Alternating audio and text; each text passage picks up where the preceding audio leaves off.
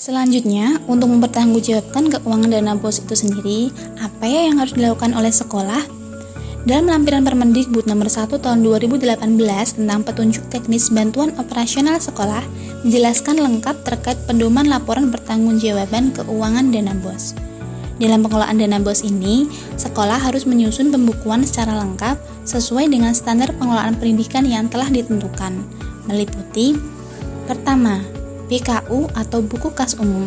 BKU ini digunakan untuk mencatat seluruh penerimaan dana maupun seluruh pengeluaran, baik yang berbentuk tunai maupun giral, disusun untuk masing-masing rekening bank yang dimiliki oleh sekolah. Pembukuan dalam BKU meliputi semua transaksi eksternal yang berhubungan dengan pihak ketiga. BKU harus diisi untuk setiap transaksi dan dilakukan segera setelah transaksi tersebut terjadi.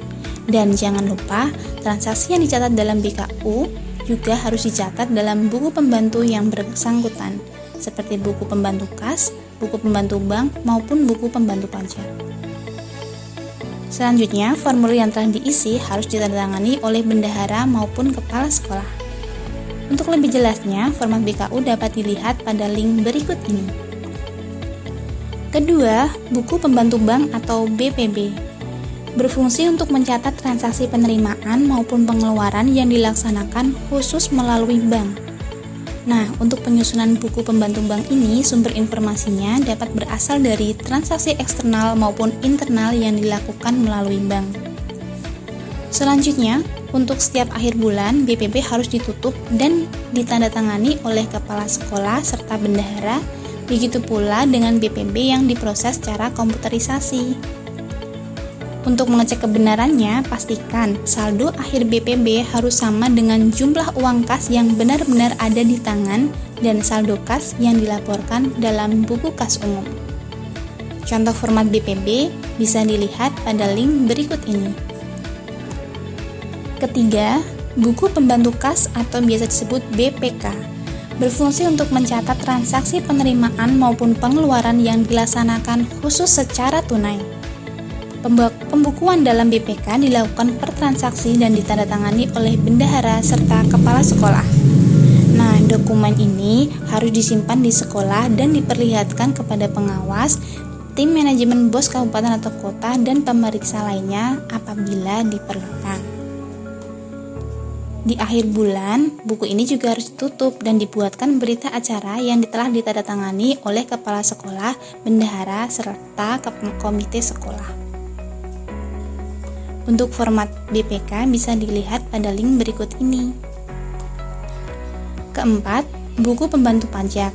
Nah, buku ini digunakan apabila sekolah yang bersangkutan adalah yang ditunjuk sebagai pemungut pajak, utamanya sekolah-sekolah negeri.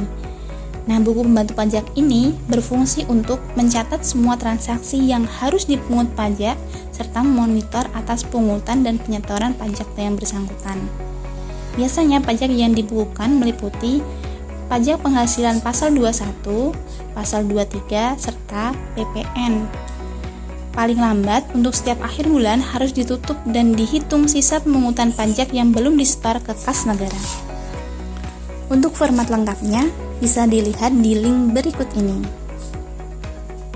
Kelima, sekolah harus membuat rencana kegiatan dan anggaran sekolah atau biasa disingkat RKAS. Ini merupakan rencana biaya dan pendanaan program atau kegiatan secara rinci untuk 1 tahun anggaran.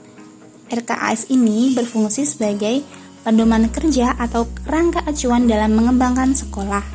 Kedua, sebagai rujukan identifikasi dalam pengajuan sumber daya pendidikan yang diperlukan. Dan yang ketiga, untuk memudahkan sekolah dalam mengetahui secara rinci tentang tindakan apa saja yang harus dilakukan agar tujuan dan kewajiban sekolah dapat tercapai. Berikut langkah penyusunan RKAS dan link untuk mendownload contoh format RKAS.